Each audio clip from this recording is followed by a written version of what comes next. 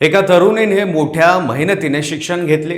पुढे IIT मंडी सारख्या कॉलेजमधून B.Tech पूर्ण केले. एखाद्या प्रतिष्ठित कंपनीत नोकरी सोडून प्रशासकीय सेवेत आली. तिथे सुद्धा आपल्या मेहनतीच्या जोरावर राज्यात टॉप रँक मिळवली. समाजात बदल घडवून आणण्याचं स्वप्न पाहणारी हीच अधिकारी पहिल्याच पोस्टिंगमध्ये लाच घेताना रंगेहात पकडली जाते.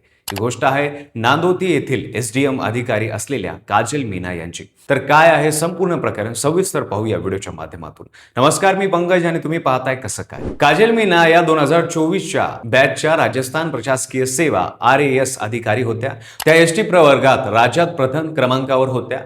IIT मंडीमधून त्यांनी इलेक्ट्रिकल इंजिनिअरिंगची पदवी प्राप्त केली होती आणि प्रशासकीय सेवेत येण्यापूर्वी त्यांनी टेलिकम्युनिकेशन विभाग DOT मध्ये ASO आणि EPFO मध्ये अधिकारी म्हणून काम केलं होतं. त्यांची पहिली नियुक्ती प्रतापगड येथे झाली होती, परंतु तेथे त्यांनी सामील होण्यासही नकार दिला. अखेर 30 ऑक्टोबर 2025 रोजी कोरोली जिल्ह्यातील नादोती येथे उपखंड अधिकारी SDM म्हणून त्यांची दुसरी नियुक्ती करण्यात आली. हे प्रकरण जमिनीच्या वादातील फायनल डिग्रीशी संबंधित आहे. एका व्यक्तीला त्याच्या जमिनीच्या वाटपाचा फायनल डिग्री हवा होता. त्यासाठी त्याला काजल मीना याची भेट घ्यावी लागली. मात्र त्यांचे काम मार्गी लागण्याऐवजी त्यांच्याकडेच पैशाची मागणी करण्यात आली. रिपोर्ट्सनुसार सुरुवातीला काजल मीनांनी 1 लाख रुपयाची लाच मागितली. नंतर ही रक्कम 50,000 रुपयावर निश्चित करण्यात आली. ही लाच त्यांनी थेट घेतली नाही, तर त्यांचा रीडर दिनेश कुमार सैनी आणि वरिष्ठ सहाय्यक प्रवीण धाकड यांच्या मार्फत मागवली. SCBला तक्रार मिळाल्यानंतर त्यांनी गुप्त खात्री केली, ज्यात या रीडरने SDM साठी 50,000 रुपये आणि स्वतःसाठी 10,000 रुपये अशी एकूण 60,000 रुपयाची मागणी केल्याचे उघडकीस आले. त्यानंतर SBने सवाई माधोपूर युनिट मार्फत 16 एप्रिल 2024 रोजी सापळा रचला. तर्ककर्त्यांना SDM कार्यालयात बोलवण्यात आले, जिथे त्यांनी ही रक्कम सुपूर्द केली.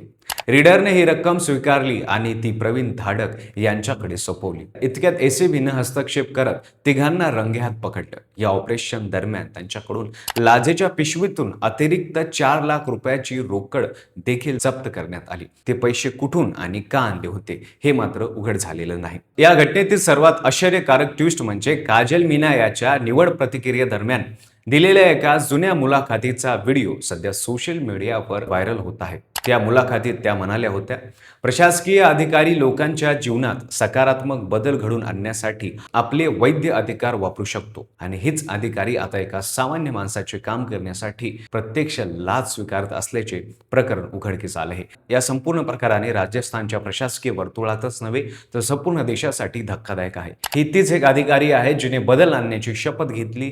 तीच अधिकारी पोस्टिंग नंतर रेड कार्डने काम करते. ही देशातील अतिशय कडवट वास्तविकता आहे. या प्रकरणानंतर ACBने भ्रष्टाचार प्रतिबंधक कायद्याअंतर्गत गुन्हा दाखल केला आहे. सध्या या प्रकरणाचा तपास सुरू आहे. या तिघांनाही न्यायालयात हजर करण्यात आले आहे. न्यायालयाने स्पष्ट पुरावे असल्याचे नमूद करत तिन्ही आरोपींना न्यायालयीन कोठडी सुनावली. सूत्राच्या माहितीनुसार कार्मिक विभागाला या प्रकरणाची माहिती देण्यात आली आहे. त्यामुळे त्यांच्या निलंबनाची कारवाई लवकरच होण्याची शक्यता आहे. ही घटना नागरिक आणि प्रशासन यांच्यातील विश्वासाला सुरंग लावणारी आहे. काजल मीना सारख्या टॉपर अधिकाऱ्याची निवड प्रशासकीय सेवेत होते, पण प्रशासन सेवेत रुजू झाल्यानंतर त्यांचा स्वभाव कसा बदलतो हा प्रश्न सर्वांना टोचणारा आहे.